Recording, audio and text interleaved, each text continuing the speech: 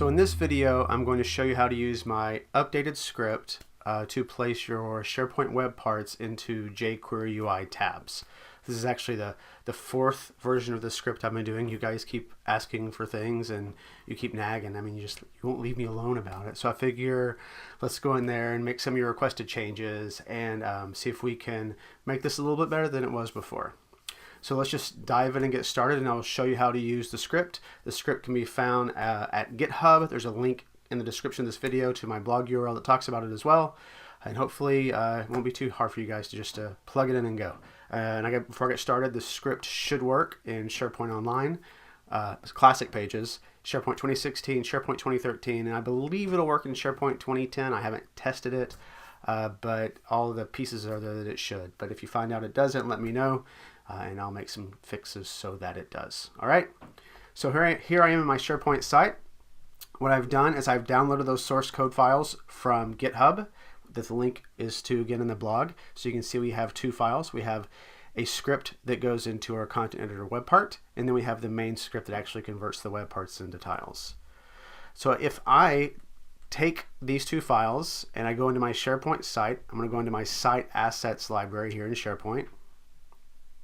And I'm just going to drag and drop these two files into the site assets library. Now, if you try to drop those other Git files that are there, the .git and the .git attributes, those will not actually copy over.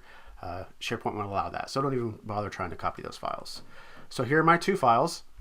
And if I open up this HillbillyTabs for CEWP file and look at it, we can see that there's a lot of scripts for the other examples commented out, but the default script is here that will place all of your web parts into a zone into HillbillyTabs.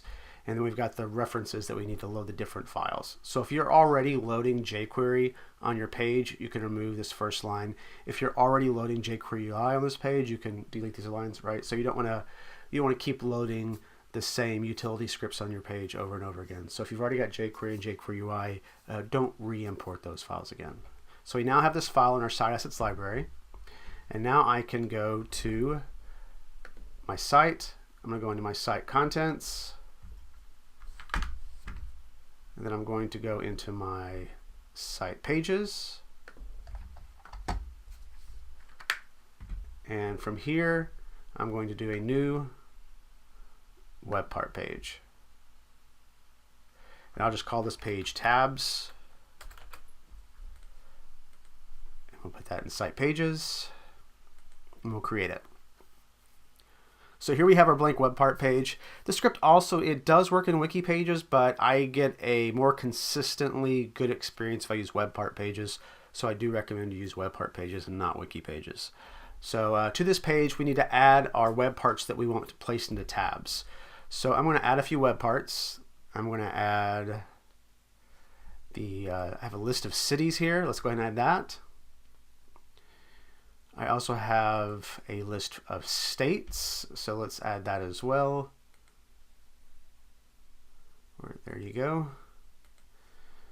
And then in this other zone down here, I'm going to add another web part. I'm going to add a list of counties, I think. Yeah, I just have a list of counties here. We'll add that.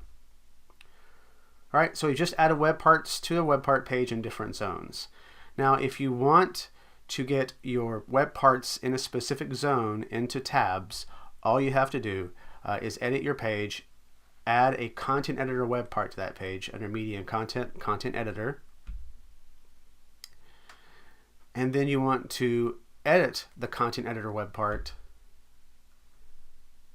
and you want to link it to that file that we uploaded in our site assets. So that was in site assets, and what was the name of it again? I have a bad memory sometimes. It is HillbillyTabs for CEWP.js. So that's what we're going to point it to, and then we'll hit the apply button. So simply by putting that on the page, it will take all those web parts in whatever zone you put the script in, and you can see that it puts them into tabs. So now we have two tabs on the page, one for city and one for state. Okay? So without doing anything else, we've got some web parts into tabs. I do want to show you a couple of new features that I have here, or at least one. You can now specify which tab should be active on a page whenever you want by putting in a special query string into your URL. So I can come up here and say, well, I want the cities tab to be the tab that opens up on this page. I can simply say tab equals cities. That is the name of the web part that I want to be active when you load the page. And you can see that when I do that, the cities tab is the active tab. If I change this to state up here, it'll reload the page and state will be the active tab. So this allows you to create links in your environment, or when users click on those links, it'll open up the specific tab you want it to open to whenever you go to that page. So that was a request a few of you guys made, so I got that added to the script for you. So if we go into the actual script, so let's go back into my site assets over here.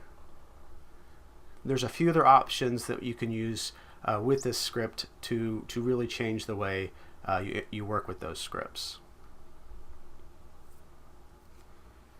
So I'm going to go ahead and edit this file. Again, I'm just editing the file in the site assets library is all I'm doing here to change some of the parameters.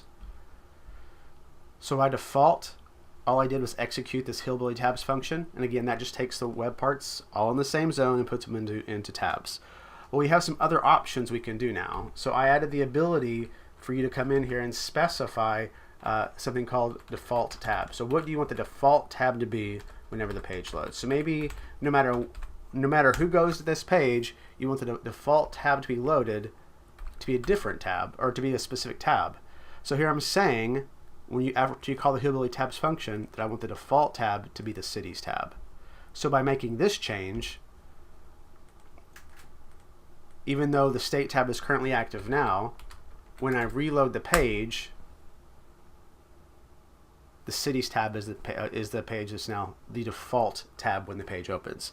However, if you still want to use tab equals states, the tab query string actually overrides the default tab. So you can have a specific default tab and then override that using the tab query string parameter. So if I use that, it reloads the page with states being the first tab. So you've got some configuration options there you can choose from.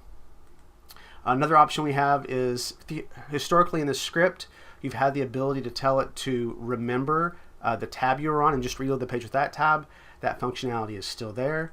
If you want to use that, you would just specify remember last tab with the value of true.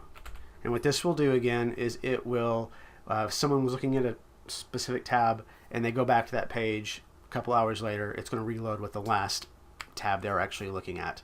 And this uses a cookie to set that value. So if you clear your cache, that storage goes away. Now the important thing to remember here is that the order in which the system works is the very first thing to take priority is the query string parameter for the tab. The second thing to take priority is if you have a default tab set, and then third would be remember last tab. So it does not take precedence over the other two options. All right. So now we've shown you how to use the script where you're just putting all the tabs all the tabs in a specific zone into your all the web parts in a specific zone into tabs. So what I want to do next is, let's say that I also want to bring counties into a tab. Well, to do that, we've got to set up a structure for the script so that it knows which web parts is it going to be placed into tabs. This is a little more complicated than it was in previous versions of the scripts because you guys wanted more functionality. When you add more functionality, you have to add a little more complexity. So let me walk you through how to do that. So now there is a new structure that we have to use to hold our tab information. So here I have an array, and I've called that array tab configuration. And within tab configuration, I need to put in a special object that identifies what is the configuration for the tab that you're working on. So for, say, when I have a tab that has the states in it, now I can give it any title I want. So I can call the title of it My Awesome States, and then I have this other parameter for what web parts do you want to be in that tab, and I just want the states web part. And then what I need to do is I need to put this tab that I just created into this array. So I'll use that using the push method. So I'm going to push this tab into the array. Now to add other tabs, we just need to create another object So I'll create an object for the cities. My super cities is the title, and I tell that I want the cities web part in there. I'll need to push that in there again. And let's say we want to add the counties list to this as well. So let's create one more entry for the counties. I'll just call it my counties, which will be the counties web part. We'll push that into the array. Then finally we have to pass that array into the function here. So let's go ahead and just, when I call HillbillyTabs, I'm going to pass in that configuration. Okay, so now we're calling the HillbillyTabs function where we've passed in this array of tabs. So our example should show 3 tabs now, with the first one having a title of my awesome states, the second my super cities, and the third of my counties. So if I save this and I reload the page,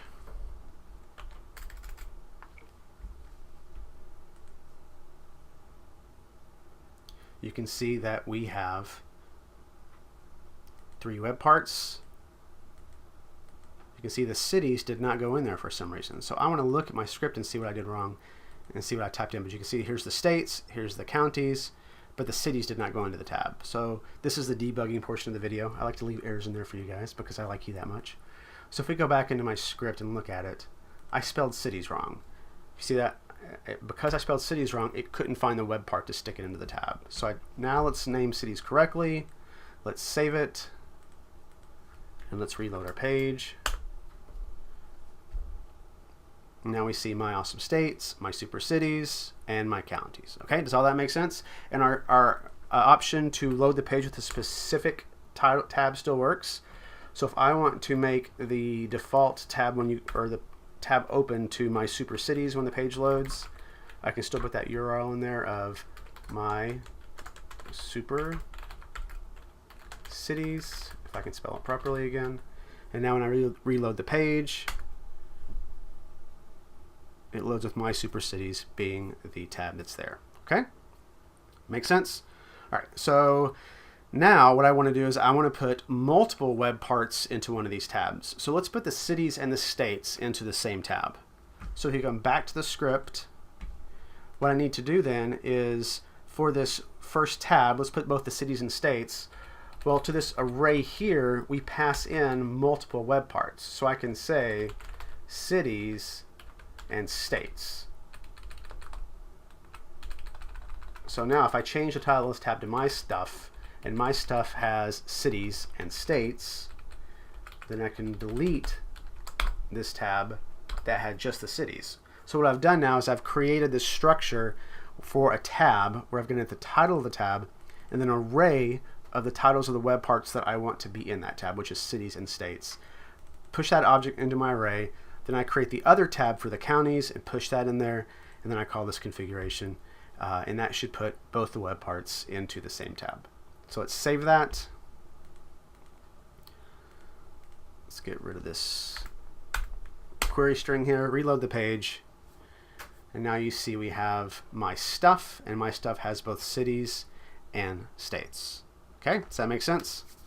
All right, so there's one other thing that I've added to this script for you guys, and that is the ability, and this was requested by a few people, and that's the ability to put your web parts side by side instead of one underneath the other, okay? And to do that, we'll come back into our script, and there is a parameter that you need to specify for telling it that you want your web parts to be horizontal. So when you've added more than one web part to a tab, there's an additional parameter you can specify called horizontal. And if this is specified with the value of true, it'll put the web parts side by side.